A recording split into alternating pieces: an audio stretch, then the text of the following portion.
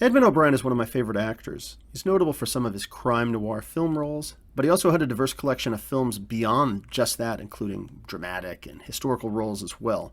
He would vary in the type of characters he would play. Sometimes the lead, sometimes he was a supporting character, such as a friend to the lead, but he was always very believable, regardless of what the role was.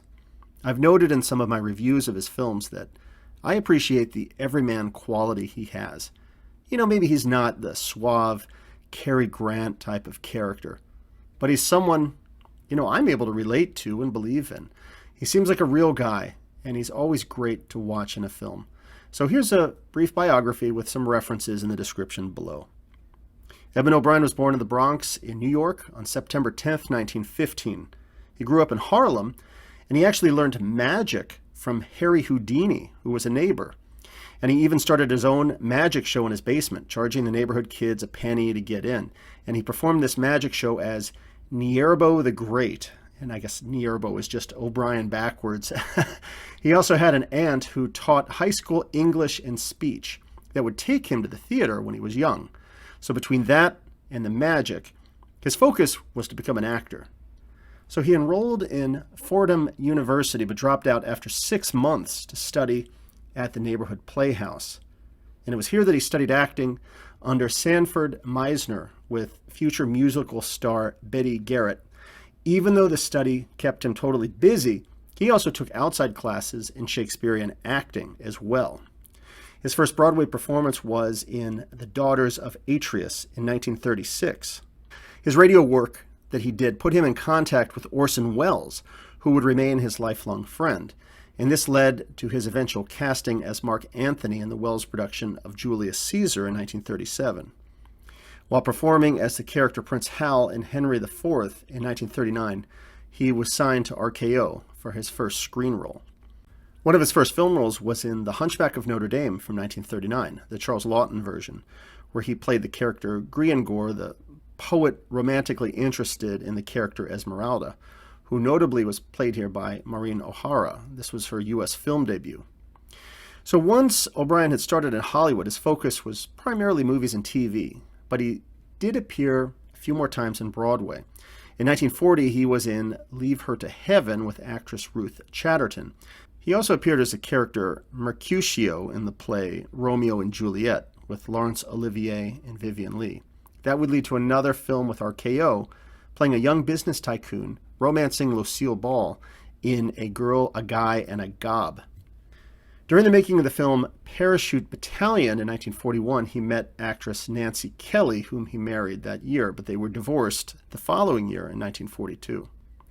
Following the Universal film The Amazing Mrs. Holliday from 1943, he joined the Army, like many men were at that time for the start of World War II. The Army put him into a stage production of Winged Victory, a story of men who were training for battle. He performed this fundraising play on Broadway with actors such as Red Buttons, Carl Malden, and Kevin McCarthy. And the play was later filmed in 1944 with O'Brien and most of the original cast. He was also a part of a tour for this, and during that time worked with a young Mario Lanza, whom he took under his wing, and the two remained good friends. Following the war, he was cast in his first film noir, The Killers, in 1946. He was in that with Burt Lancaster and Ava Gardner. The film made a star of Burt Lancaster in his screen debut, but it did also help to boost O'Brien's career. He did remarry, this time to Olga San Juan in 1948, with whom he had 3 children, Maria and Brendan, both of whom became actors, and Bridget, who became a TV producer. They built a home in Brentwood where he designed a small stage in the living room where guests could entertain, and he would join in with reciting Shakespeare as well.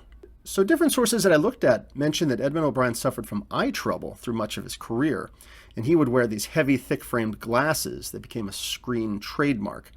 He said that these were caused by hemorrhages he suffered in both eyes as a result of a plane crash during World War II, in addition to a few blows to the eyes from some of the action films he was in. Ouch. In 1948, O'Brien signed with Warner Brothers, and the next year would be featured as an undercover cop in the epic gangster film White Heat, playing with James Cagney and Virginia Mayo.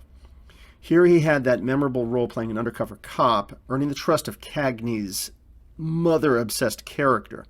And around that time, things ended with Warner, and his contract ended with Backfire from 1950. However, the next year, 1950, saw Edmond O'Brien in the film DOA, one of his finest crime noir films, in which the film opens up with his character trying to determine who has slipped him an irreversible poison that's going to kill him. And this was followed by another excellent crime film, 711 Ocean Drive. Well, 1953 saw Edmond O'Brien in the film The Hitchhiker, directed by Ida Lupino. In this classic noir film, O'Brien and friend Frank Lovejoy are on a fishing vacation, but things get rough when they offer a ride to a very crazy William Tallman. And O'Brien was also in another Lupino-directed film, The Bigamist. Here he plays a guy trying to decide between faithful wife Joan Fontaine and mistress Ida Lupino. So he marries both, and of course things don't end well for him, as you would expect. In 1953, he was signed to MGM for the production of Julius Caesar, in which he played the character Casca. In 1954, he was in the film The Barefoot Contessa with Ava Gardner and Humphrey Bogart, and for his role, he won the Academy Award as Best Supporting Actor. He would be nominated again in the same category in 1964 for his role in 7 Days in May. He won a Golden Globe for both movies. Edmond O'Brien did additional steps beyond just acting. For instance, for the film Man Trap in 1961, he starred, produced, and directed. He also starred and directed The Town That Slept with Its Lights On, with a teleplay written by his brother Liam O'Brien in 1958. And also it's notable that his brother Liam was also a producer of the Miami Vice TV series in the 1980s.